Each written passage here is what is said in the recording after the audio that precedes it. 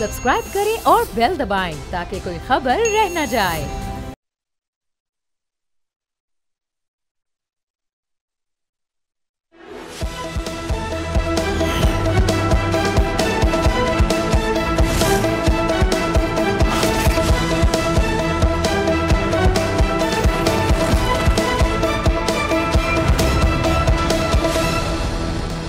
अस्सलाम वालेकुम, प्रोग्राम में खुशामदीद। मैं हूं अब्सा कोमल। अमरीकी सदर ट्रंप का गजा अमन प्लान अभी से मुतनाज़ हो चुका है। इस मंसूबे को हतमी शक्ल देने के लिए अमरीकी सदर ने पाकिस्तान समेत 8 इस्लामी ममालिक के साथ मुशावरत की और फिर इसराइली वज़ीर आज़म के साथ मिलकर जो 20 निकाती प्लान पेश किया, इसमें मुस्लिम ममालिक की तरफ से पेश की गई तरामीम को शामिल नहीं किया गया, जिस पर पाकिस्तान और कतर ने अब ये बात कह दी है। पाकिस्तान के नायब वज़ीर आज़म इसहाक डार ने तस्दीक कर दी कि इस प्लान में वो तरामीम शामिल नहीं है जो मुस्लिम ममालिक की तरफ से पेश की गई थी।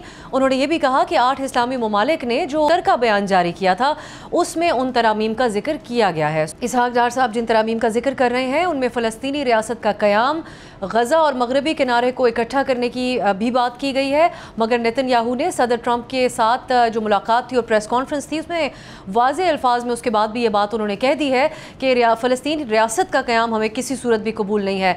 दूसरी तरफ कतरी वज़ीर आज़म मोहम्मद बिन अब्दुर्रहमान ने सदर ट्रंप के ऐलान करदा गजा मनसूबे पर भी तहफ़्फ़ुज़ात का उनकी तरफ से भी इज़हार किया गया।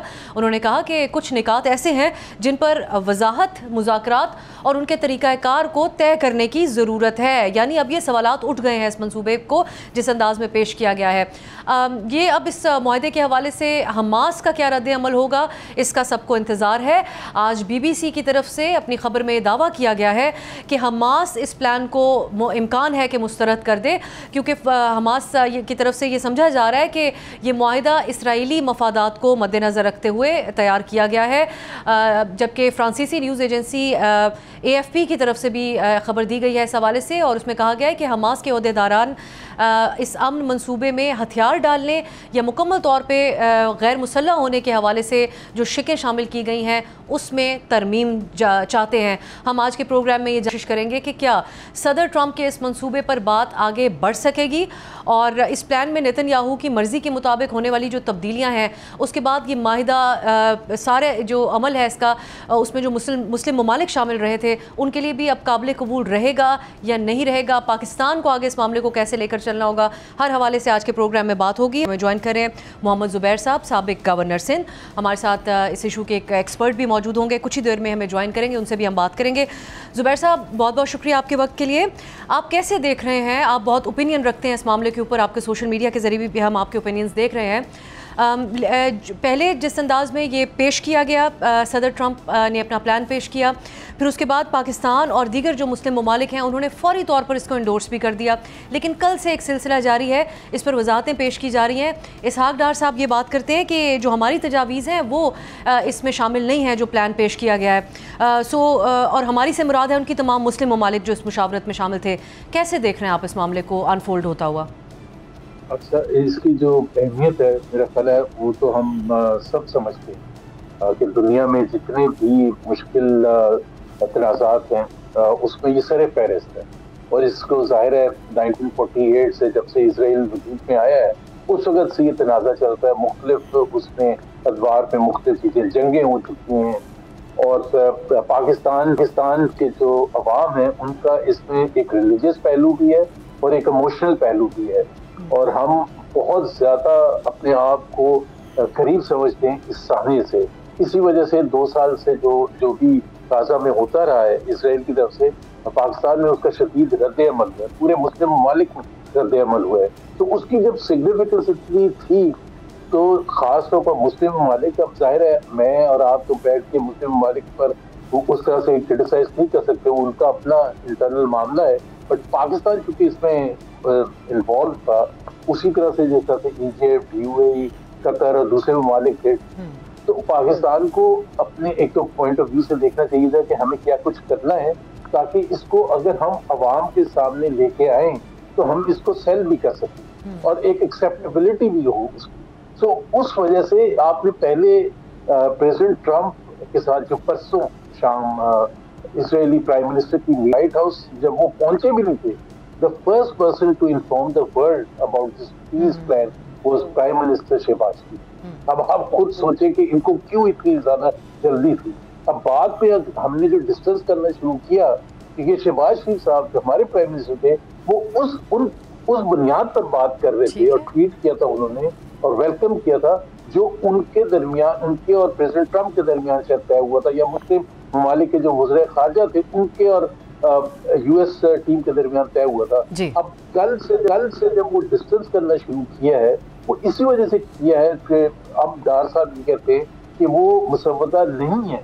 तो अगर आप मुसव्वदे को प्रोटेक्ट नहीं कर सकते हैं क्योंकि इतनी अहमियत का हामिल है, तो what does it say about the whole process.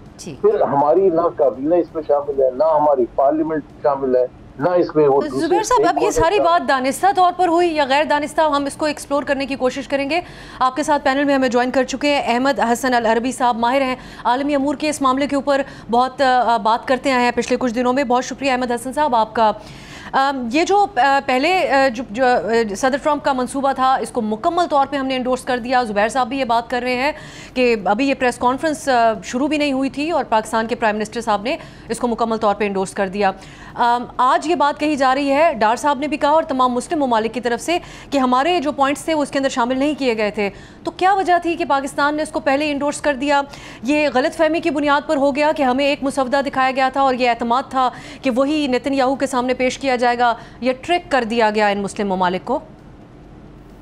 देखें, इसका जो ये जाहिर है कि इंटरनल मैटर है, इसमें क्या प्रोग्रेशन था, ये सारा पैक्ट जो था इसकी डिज़ाइनिंग से लेकर इसकी पब्लिकेशन तक वो ऐसी चीज़ थी जो पब्लिक नॉलेज में नहीं थी। तो हुकूमत इसका बेहतर जवाब दे सकती है कि क्या वजह होगी, लेकिन इट इज़ हाईली पॉसिबल कि इस तरह से हुआ होगा, बिकॉज़ इस तरह के जो पैक्ट्स होते हैं उसमें जाहिर है एंड टाइम तक, बिकॉज़ इसमें नेतन्याहू किसी सूरत भी एग्री, आपने देखा अभी भी वो नहीं कर रहा, और उसके लिए उसके फाइनेंस मिनिस्टर ने भी कहा है that it is a diplomatic failure और हम इसको एक्सेप्ट नहीं करेंगे। और क्लियरली नज़र आ रहा था कि नेतन्याहू आर्म ट्विस्ट किया जा रहा है उसको कतर कॉल करने के लिए भी और माफ़ी मांगने के लिए भी और इस पैक्ट के लिए भी। तो इट इज़ हाईली लाइकली कि इसमें हो सकता है कुछ ट्वीकिंग की गई हो to satisfy the Israelis and specially Netanyahu, and highly likely. लेकिन अगर ओवरऑल इसकी आप पैक्ट की बात करें तो इसमें बहुत सारी चीज़ें हैं जिस पे जो बेनिफिट कर सकती हैं मुस्लिम कॉज को, स्पेशली गजा को। और इसके बेनिफिट से पहले अहमद हसन, आपके ओपिनियन, एक्सपर्ट ओपिनियन में, ये दुरुस्त अमल था पाकिस्तान समेत दीगर ममालिक का कि इसकी फ़ाइनल शक्ल देखने से पहले नेतन्याहू का इसके बाद क्या रिएक्शन आता है और अपने डोमेस्टिक ऑडियंस से वो किस अंदाज में बात करते हैं जो उन्होंने की हिब्रू ज़ुबान में, उससे पहले ये बयान दे देना, ये दुरुस्त पॉलिसी थी पाकिस्तान समेत इन ममालिक की? देखें, बहुत सारी चीज़ें जो हैं, बहुत ज़्यादा जो प्रेशर नेतन्याहू के ऊपर आया वो इस वजह से आया कि मुसलमानों ने इस पैक्ट को इंडोर्स किया। इसमें दो तीन चीज़ें, नेतन्याहू किसी सूरत भी इस पैक्ट को इंडोर्स नहीं करना चाह रहा था। उसका ये जो हिब्रू ज़ुबान में बयान देना है वो उसकी वीकनेस को शो करता है। अगर उसमें इतनी हिम्मत थी या वो इतना क्लोजली अलाइड था अमेरिका के साथ, तो वो अंग्रेज़ी ज़ुबान में डोनाल्ड ट्रंप के साथ खड़ा होकर ये बात करता, लेकिन उसने नहीं की। उसने ज़ुबान चेंज की, अपनी इलेक्टोरल बेस को सेटिस्फाई करने के लिए उसने ये स्टेटमेंट दिया। उसको देने की नौबत क्यों आई, ज़रूरत क्यों पड़ी ये वीकनेस दिखाने की? क्योंकि मुस्लिम कंट्रीज़, और उसको मैसेज चला गया कि ये मुस्लिम कंट्रीज़ की तरफ से एक इंडोर्स्ड जो है वो प्लान है।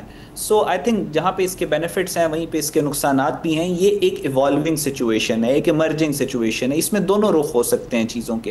जो लोग फैसला कर रहे हैं पूरी मुस्लिम दुनिया के, वो हर चीज़ को कंसिडर करके कर रहे हैं, लेकिन उसके बाद उसका एक आउटकम भी है जिसको कोई कंट्रोल नहीं कर सकता। वो आपके हक में भी जा सकता है, आपके खिलाफ भी जा सकता है।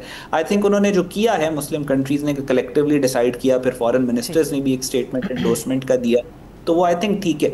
उसकी वजह एक और मैं आपको बता दूं कि इस पैक्ट के जो क्लॉजेज हैं वो एब्सोल्यूट नहीं हैं, वो चेंज होते। जैसे मिसाल के तौर पे इन्होंने कहा कि एक टेक्नोक्रेटिक बॉडी बनेगी, वो टेक्नोक्रेटिक बॉडी कौन होगी, उसमें गाजा के लोगों की क्या परसेंटेज होगी, इंटरनेशनल एक्सपर्ट्स कितने होंगे, ये सारे इवॉल्विंग है जैसे जैसे सिचुएशन। लेकिन अहमद हसन, एक चीज़ की वजाहत कीजिएगा। अब आप कहते हैं कि ये हतमी नहीं है, जो भी सारी बातें इवॉल्व होंगी, यानी इसमें तब्दीलियाँ हो सकती हैं, लेकिन सदर ट्रंप तो नताइज की धमकी दे रहे थे हमास को। उन्होंने कहा इस पर अमल दरामद नहीं होगा तो उसके बाद नेतन्याहू को मुकम्मल सपोर्ट है, वो जो भी करना चाहते हैं। इस पर आप क्विकली रिस्पॉन्ड करें, फिर मैं जुबैर साहब को इसमें शामिल करती हूँ गुफ्तगू में। मैं वही आपसे अर्ज कर रहा हूँ कि Donald Trump at the end of the day he is a politician, Netanyahu at the end of the day is a politician. इनकी जो स्टेटमेंट्स होती हैं उनका प्राइमरी फोकस जो होती है इनकी इंटरनल इलेक्टोरल बेस होती है। स्टेटमेंट्स इनकी बाइंडिंग नहीं होती, लेकिन जो पैक्ट प्रेजेंट किया गया है वो इसी इंटेंशन के साथ किया गया है कि वो बाइंडिंग होगा। डोनाल्ड ट्रंप ये कह रहे हैं कि मेरी फुल सपोर्ट होगी बेंजामिन नेतन्याहू को, लेकिन पैक्ट का जो 18वां पॉइंट है उसमें लिखा हुआ है कि अगर हमास इसको एक्सेप्ट नहीं करता तब भी जो ह्यूमैनिटेरियन एड है वो गाजा पहुंचेगी। So I think we should go with the pact, और इस सेंसेशनलिज्म में हमें इतना ज़्यादा फोकस नहीं करना चाहिए। ठीक, जुबैर साहब, ये जो बात हो रही है, एक कॉन्टेक्स्ट में इसको अहमद हसन साहब रख रहे हैं और एक और आर्ग्यूमेंट्स इस सब के हक में ये दिया जा रहा है कि सारी बातें एक तरफ है, कुछ भी ऐसा होता है जिससे जंगबंदी हो जाती है, जो बहुत बड़ा जानी नुकसान 2 साल से हो रहा है वो रुक जाता है, तो उसमें कोई हर्ज नहीं होना चाहिए, आइडियल सूरत हाल फ़लस्तीन के लोगों के लिए नहीं है। तो फिर खुल के फिर ये बात करें, फिर ये खुल के एक्सेप्ट करें कि there is no other option. या तो उनको बिल्कुल तबाही है, या इस तरह से सेफ गार्ड किया जा सकता है। और सेफ गार्ड करने का मतलब ये उनकी लाइफ को, ये डाउन साइड है कि जितनी भी सेटलमेंट्स इसराइल ने किए, जितने भी इकदाम इसराइल ने पिछले 60-70 साल में, वो सब लेजिटिमाइज हो जाएंगे, यूएन रेजोल्यूशंस खत्म हो जाएंगी। क्योंकि ये जो इवॉल्व वाली सिचुएशन कहा जा रहा है, कहाँ लिखा हुआ है कि इवॉल्व होगा। और फिर सबसे इनसेंसिटिव चीज आप देखें, जो सबसे ज्यादा इनसेंसिटिव, दिस इज कॉलोनाइजेशन। कौन रूल करेगा भाई? यूएस क्यों करेगा? यूएन क्यों नहीं करेगा? मतलब कहीं आपने दुनिया में देखा कि ये जगह है उसमें यूएस जाके काबिज होगा और वो उस बोर्ड के को चेयरमैन होंगे ट्रंप, और उसको इम्प्लीमेंटेशन उनके नीचे कौन होगा? Tony Blair. टोनी ब्लेयर किसी मुस्लिम ममालिक छोड़ दें आप, यूके में he is not fondly remembered for his actions during the Iraq war. ये बुश के साथ, अब bye the way Tony Blair ने अपनी गलती मानी है, ये गलती मानी है कि he is responsible for the death and destruction of millions and millions of Muslims.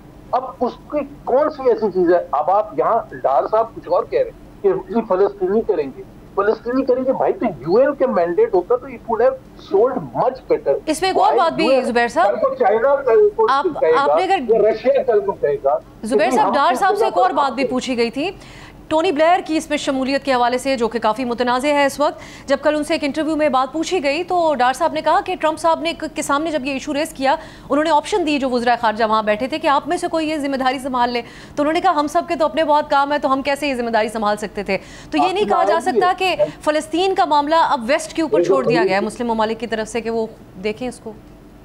अक्सर 8 फॉरेन मिनिस्टर्स का तो ये बिल्कुल सही बात है कि जी हमारा अपना काम, but what we are saying is out of 1 billion Muslims हम एक शख्स भी आगे प्रेजेंट नहीं कर सकते जिसमें इतनी अहलियत हो जो वो फलस्तीन की आवाज जैसे उसको टेम्परेरी जो भी फेज है उसको मैनेज कर सके। I mean what are we saying, why was the option limited to those 8 foreign ministers?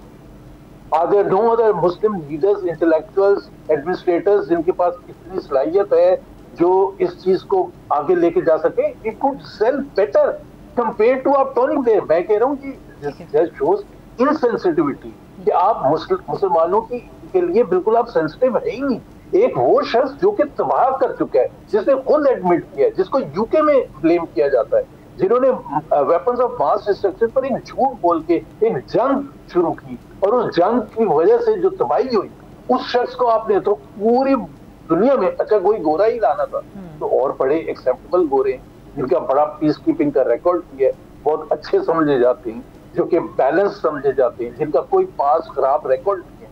मैं सिर्फ आपको एक एग्जांपल दे रहा हूँ। सो जब आप इतने इनसेंसिटिव होंगे और पाकिस्तान के फॉरेन मिनिस्टर ये कह रहे हैं, उन्होंने ऑफर की थी, भाई ऑफर आपने ये कहना था कि हमें आप टाइम दें, हम एक आपस में बैठ के कोई ऐसा मुसलमान शख्स जो कि जिसके पास काबिलियत हो उसको हम रेकमेंड कर दें। टोनी ब्लेयर, पूरी दुनिया में टोनी ब्लेयर मिला था, ना कोई जर्मन है, ना कोई ऑस्ट्रेलियन मिल सका, ना कोई ब्रिटिश मिल सका, ना कोई यूरोपियन मिल सका, ना अफ्रीकन मिल सका, ना कोई और मिल सका, टोनी ब्लेयर पर। अब ये जस्ट शोज ठीक है, poorest level of decision making. ठीक है, इनसेंसिटिविटी हम ये तो यकीनन, और जितना सेंसिटिव ये मामला है उस एतबार से, लेकिन एक अर्जेंसी इशू के रिजॉल्व के लिए भी है, वो हमें नज़र आती है। मुस्लिम ममालिक ने अपने बयानात के अंदर भी ये बात कही है कि जो वहाँ पर ब्लड शेड हो रहा है उसको रोकना बहुत ज़रूरी है। अहमद अरबी साहब, आप आखिरी कॉमेंट आपसे इस पर चाहूँगी।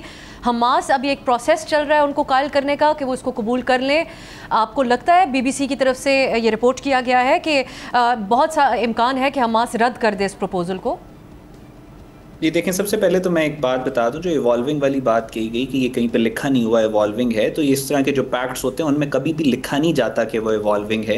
जब आप बात कर रहे हैं कि इंटरनेशनल स्टेबलाइजेशन फोर्स होगी, तो वो इवॉल्विंग नहीं है कि अभी आपने उसका कॉन्स्टिट्यूशन डिसाइड नहीं किया, आपने ये डिसाइड नहीं किया उसमें कौन से ममालिक शामिल होंगे, उनका रोल क्या होगा, JDs क्या होंगी। सो इसका मतलब है कि ये पैक्ट इवॉल्विंग है। बहुत सारे पैक्ट्स एक पार्टी ने प्रेजेंट किया दूसरी पार्टी को, दूसरी पार्टी अपने ऑब्जेक्शंस उसके ऊपर लेके आती है और आप एक मिडिल ग्राउंड के ऊपर पहुंचते हो, तो वो पैक्ट्स इवॉल्विंग ही होते हैं। अगर इंटरनेशनल रिलेशन के पुराने पैक्ट्स किसी ने पढ़े हो तो वो इवॉल्विंग नेचर के ही होते हैं, ये भी इवॉल्विंग नेचर का है। दूसरी बात ये कि इस पैक्ट का जो मेन मकसद है वो सीज फायर है, हमें इस चीज पे फोकस करना चाहिए। सीज फायर का अगर हम ये बात कर रहे हैं कि आप सीज फायर कर लें, तो इसका ये मतलब कहां से हो गया कि आप पुरानी सारी सेटलमेंट्स को लेजिटिमाइज आपने करवा दिया? How is it even possible कि आप सीज फायर की बात करें इस पैक्ट के थ्रू? कहां पे लिखा हुआ है कि आपने पुरानी इसराइल की सारी सेटलमेंट्स के ऊपर एग्री कर लिया?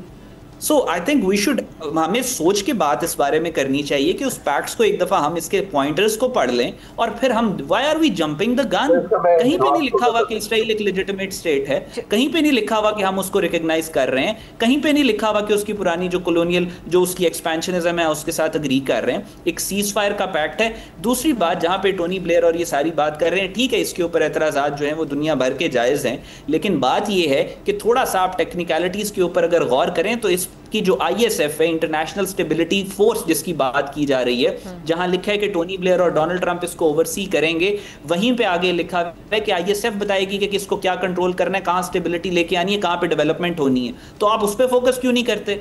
आप उसके कॉन्स्टिट्यूशन पे फोकस क्यों नहीं करते? आप ये बात क्यों नहीं करते कि उस मुल्क के उस फोर्स के अंदर कौन कौन शामिल होगा और वो कहां पे स्टेशन होगी? ये जो ISF स्टेबलाइजिंग फोर्स की आप बात कर रहे हैं, वो भी कितना इंडिपेंडेंटली काम कर रही होगी? वो भी तो इसराइल के साथ मिलकर ही वो सारा काम, सब चीजों को ओवरसी तो इसराइल ही कर रहा होगा। अहमद साहब, यही तो बात हो रही है कि जो प्लान जेनोसाइड कमिट करने वाला खुद अनाउंस करे, उसके अंदर फिर उनका कितना कंट्रोल होगा? और उसको इसी तरह नेतन्याहू कहते हैं कि हमारी जीत है। तो नेतन्याहू का फाइनेंस मिनिस्टर ने बयान दिया है कि इसराइल के लिए डिप्लोमेटिक फेलियर है, तो वो तो नहीं उसको इंडोर्स कर रहे। वाज़े नजर आ रहा है कि आर्म ट्विस्ट किया जा रहा है नेतन्याहू को इस चीज़ को एक्सेप्ट करने के लिए। और आप इस पैक्ट को भी अगर पढ़ें तो वो ये कह रहा है कि IDF अपनी स्पेस खाली करेगी, छोड़ेगी, और ISF जो है वो आके गाजा का कंट्रोल संभालेगी।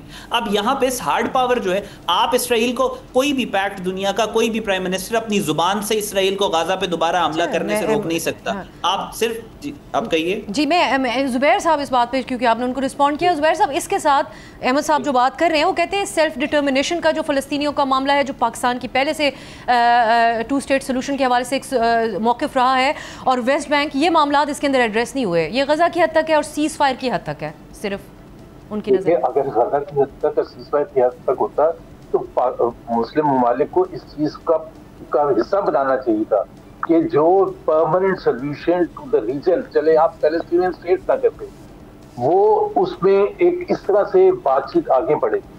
दूसरी बात ये जो सबसे ज्यादा इंपॉर्टेंट है कि कैरेक्टर्स को देखा जाना जरूरी है। ट्रंप की एक हिस्ट्री है। Trump is the first leader after Hitler जो दूसरी कंट्री की सोवरेनिटी पर अपना हक, जैसा कनाडा के लिए किया था, जैसे ग्रीनलैंड के लिए किया था, जैसे पैलेस्टाइन के लिए कर रहा है, गाजा के लिए कर रहा है। और फिर नेतन्याहू की एक पर्सनालिटी है जिन्होंने डेवस्टेशन फैलाई है, जो greater within minutes of the peace plan वो हैब्रू में इसलिए खिताब कर रहे थे, उन्होंने बड़ा क्लियर कहा ये दिस इज इट, कोई पैलेस्टीनियन स्टेट नहीं होगा। क्यों ना कंसर्न अभी रेज करें भाई, जो मेन प्लेयर है उसने जब अनाउंस कर दिया है तो हमें कंसर्न भी ना हो, नहीं इवॉल्व हो जाएगा, बाद में जाके कुछ ठीक हो जाएंगे। No, we should question, he is a major player in this accord, और वो एक अनाउंस कर रहे हैं अपने इजरायली कौम के लिए कि हम आगे कैसे चलेंगे, और वो ये भी नहीं कह रहा कि हम विड्रॉ करेंगे अपनी फोर्सेस को, तो उसने बड़ा क्लियरली कह दिया। और हमें कोई, हम नशे में बैठे हैं, हम क्वेश्चन भी ना रेज करें। I mean this is very unfair. हम बिल्कुल इसको ऐसे ही जाने देंगे जी नहीं इवॉल्व हो जाएगा बात। वो तो कहेगा कि मैंने तो बड़ा क्लियरली कहा था कि there will be no Palestinian state. By the way last week UN assembly को सेशन एड्रेस करते हुए प्रेसिडेंट ट्रम्प ने डिनाउंस किया था पैलेस्टीनियन स्टेट का कॉन्सेप्ट। तो फिर हम अभी तो हमारे पास कुछ तो नजर आना चाहिए, क्योंकि ये इवॉल्व होगा, आगे बातचीत होगी, कुछ एक अपॉर्चुनिटी, विंडो ऑफ अपॉर्चुनिटी दी जानी चाहिए कोर्ट में, तब जाके मैं कहूंगा कि ठीक है जी। अगर उन्होंने क्लियर नहीं भी लिखा तो कम से कम ये तो कहा है कि आगे बातचीत के जरिए परमानेंट सोल्यूशन तय किया जाएगा। अहमद, आप रिस्पॉन्ड करना चाहें? एक ये सवाल उठ रहा है कि कोई गारंटी अगर इसके अंदर मांगी गई होती इसराइल से, जो इस प्रेस कॉन्फ्रेंस के फ़ौरन बाद नेतन्याहू अपने बयानात तब्दील करें, इसका आपने भी तस्करा किया है, और फिर एक फुल इजरायली विड्रॉल की बात होती, तो कुछ बात समझ में भी आती। कहीं पे जो एट्रोसिटीज़ पिछले 2 साल में हुई हैं उसका जिक्र भी होता। यहाँ पर तो एक पीस मेकर के तौर पर उसको पेश किया गया है, जिसने मामले को बहुत एक इनसेंसिटिव सी एक वो बना दिया है। मैं एक जुमले में इसका जवाब दूंगा, that there is no peace without war. और जहाँ तक बात है इसराइल की, और इसराइल की आगे जो सोल्यूशंस हैं, 2 स्टेट सोल्यूशन है, क्या सोल्यूशन है, Israel river to the sea, Palestine will be free, ये सारी चीज़ों की जो बात है उसका जो स्टेपिंग स्टोन है वो सीज़ फायर है। तो इस मुआहदे में सीज़ फायर की बात हो रही है, उसके बाद बाकी चीज़ें डिस्कस होगी। आप पहले सीज़ फायर तो करें, आप सीज़ फायर ही नहीं कर रहे, आप बाकी चीज़ों के ऊपर अगेन आई से this is jumping the gun. पहला स्टेप सीज फायर है, उसकी इस मुआहदे में कॉम्प्रिहेंसिवली बात हो रही है। इसराइल की जो फोर्सेस गाजा के अंदर दाखिल हुई हैं उनके विड्रॉल की इसमें बात हो रही है। I think this is enough first step के लिए। This is not the end, this is the beginning. अब आखिर में वेरी क्विकली, अब आपको सीज फायर होता हुआ आज इस वक्त जब हम और आप बात कर रहे हैं, तमाम डेवलपमेंट्स हमारे सामने हैं, अभी भी कोई गुंजाइश आपको सीज फायर होता हुआ नज़र आ रहा है, या इसराइल ज़्यादा फोर्स के साथ अटैक करने की तरफ जाता हुआ नज़र आ रहा है, जिसकी इजाज़त उनको अमरीकी सदर ने वहीं पर सबके सामने दी? नहीं, देखें, जो अमरीकी सदर है उसने तो अभी भी कहा है कि मैं 3 दिनों का और बात कर लें आप हमास के साथ और ये सारा कुछ, लेकिन इसराइल की हद्दुल वसा कोशिश होगी कि वो इस मुआहदे को पूरा ना होने दे और वो गाज़ा के अंदर या मिडल ईस्ट में कोई और मिसएडवेंचर करे।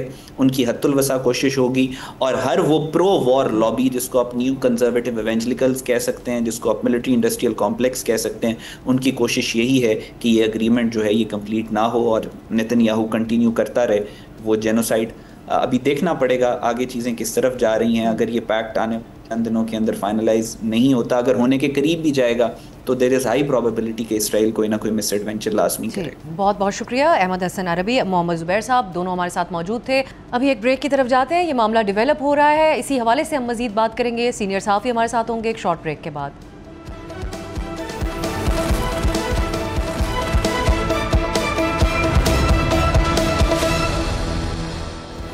ब्रेक के बाद खुशामदीद। अमरीकी सदर ट्रंप का गज़ा के हवाले से जो अमन प्लान है वो अभी से मुतनाज़ हो चुका है। हमास की तरफ से भी अभी कोई जवाब नहीं आया है, लेकिन इत्तलात यही है कि उनको कायल करने की इस हवाले से कोशिश की जा रही है। लेकिन इस सबसे बढ़कर जो मुस्लिम ममालिक हैं, बिलखुसूस पाकिस्तान भी इसमें शामिल है, उनकी तरफ से कुछ वजाहतें ज़रूर दी जा रही हैं। इन तमाम मामलात के ऊपर हम बात करेंगे। हमारे साथ मौजूद हैं कामरान यूसुफ साहब, सीनियर सहाफ़ी हैं और आलमी अमूर के ऊपर गहरी नज़र रखते हैं। कामरान, बहुत बहुत शुक्रिया आपके वक्त के लिए। अब हम देख रहे हैं जिस अंदाज में ये मामला डेवलप हो रहा है उसमें वजाहतें आ रही हैं। पाकिस्तान की तरफ से भी आई, इसहाक डार साहब ने कल ये बयान दिया है कि हमने जो पॉइंट्स दिए थे वो इसके अंदर शामिल नहीं हैं। इसकी क्या वजह आपको नज़र आती है? बुनियादी तौर पर ये क्या जाहिर कर रहा है? जो इंडोर्समेंट्स की गई थी, इसकी तायद कर दी गई थी पाकिस्तान समेत दीगर मुस्लिम ममालिक की तरफ से, वो जल्दबाजी में की गई थी या वाकई उनको इल्म नहीं था कि इसमें कुछ तब्दीलियाँ कर दी जाएंगी बाद में जो काबिल कबूल उनके लिए नहीं होंगी, या फिर ये लोकल दबाव जो है इन ममालिक के अंदर उसको पेश नज़र इस किस्म का बयान दिया जा रहा है? आई थिंक इसमें जो इम्पोर्टेंट बात है, एक तो इसमें बहुत से प्लेयर्स इन्वॉल्व हैं। ये ऐसा प्लान नहीं है, ऐलान तो अमरीकी सदर ट्रंप ने किया, लेकिन अगर आप देखें तो इसमें यूरोपियन ममालिक भी शामिल थे, इसमें 8 जो अरब और इस्लामिक कंट्रीज जिसमें पाकिस्तान भी शामिल है, और ख़ुद इसहाक डार साहब ने भी कल इसका इंकिशाफ किया कि इसके हवाले से बड़ी अहम खुफिया मुलाकातें होती रही हैं। पाकिस्तान भी उसमें शामिल रहा है, बैक एंड फोर्थ, और वजह उसकी यही थी कि इसको खुफिया रखा गया ताकि जो स्पॉयलर्स हैं वो इस तरह का कोई रोल प्ले ना करें, क्योंकि ये इशू इतना कॉम्प्लिकेटेड है।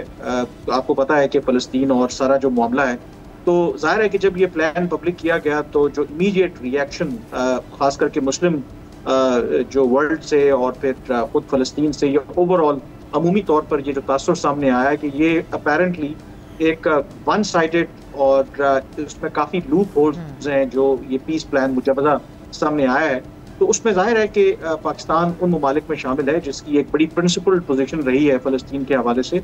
और हम 2 स्टेट सोल्यूशन की बात करते हैं, pre 1967 borders, Al-Quds Al-Sharif capital of future Palestinian state. तो ये ऐसा इशू है फ़लस्तीन वाला कि जिसमें पब्लिक सेंटिमेंट भी इन्वॉल्व है। तो जब ये प्लान मंजर आम पर आया तो वेलकम किया गया पाकिस्तान की तरफ से भी, बाकी जो मुस्लिम दुनिया के रहनुमा हैं। लेकिन जब रद्द-ए-अमल सामने आया तो उसमें जाहिर है कि फिर कुछ जो वजाहतें हैं, जिस तरह कल भी जब उनसे सवाल हुआ इसहाक डार साहब से, तो उन्होंने रीएट्रिएट की कि इसमें पाकिस्तान की बड़ी पोजीशन वाज़ेह है कि 2 स्टेट सोल्यूशन बिल्कुल उस पर कोई कॉम्प्रोमाइज़ नहीं किया गया।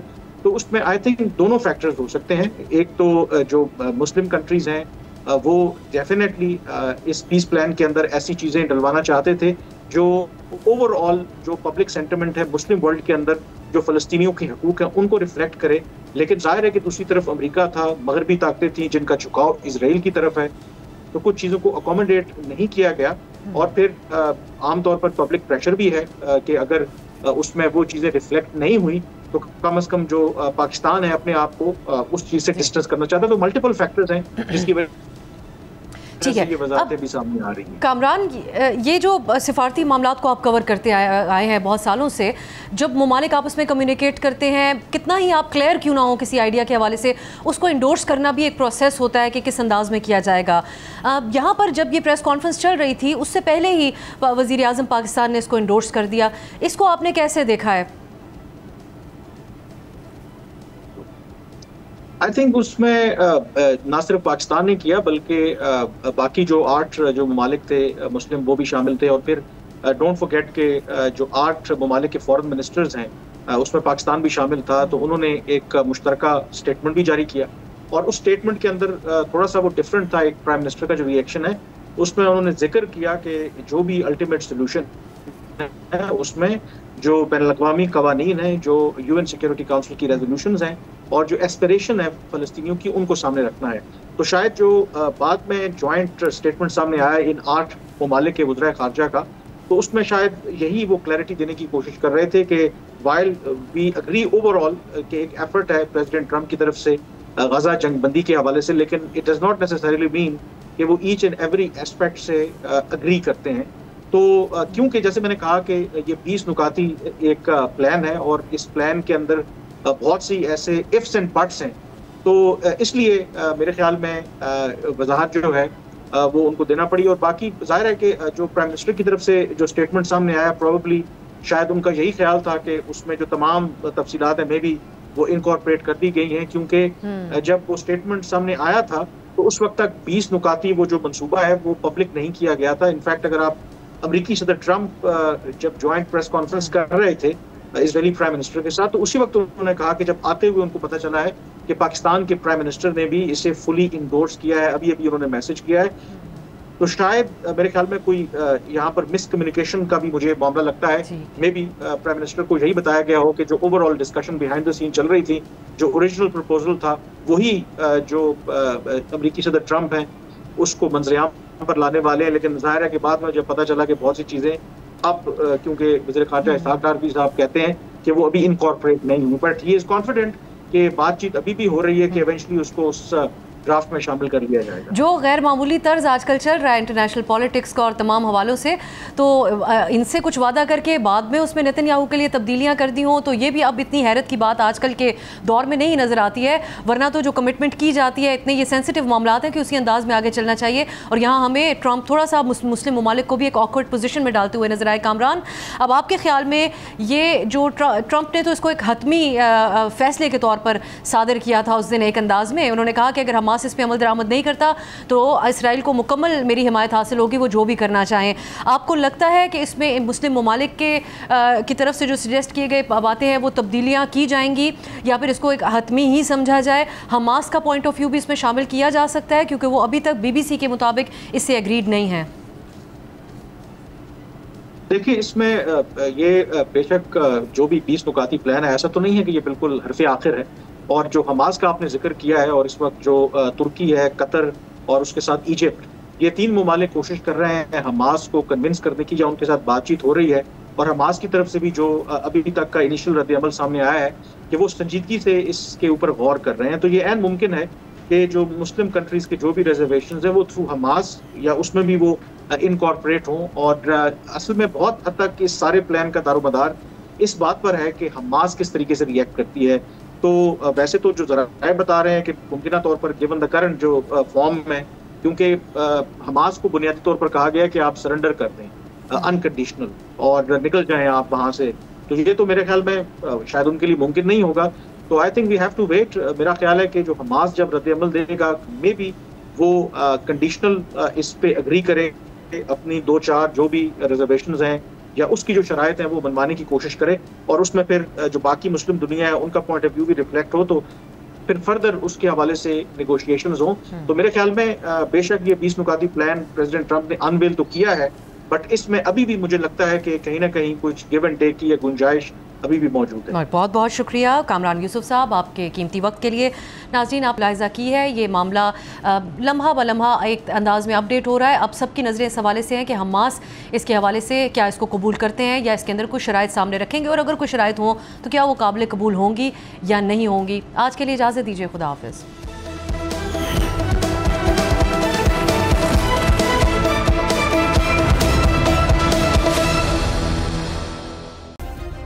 सब्सक्राइब करें और बेल दबाएं ताकि कोई खबर रह न जाए।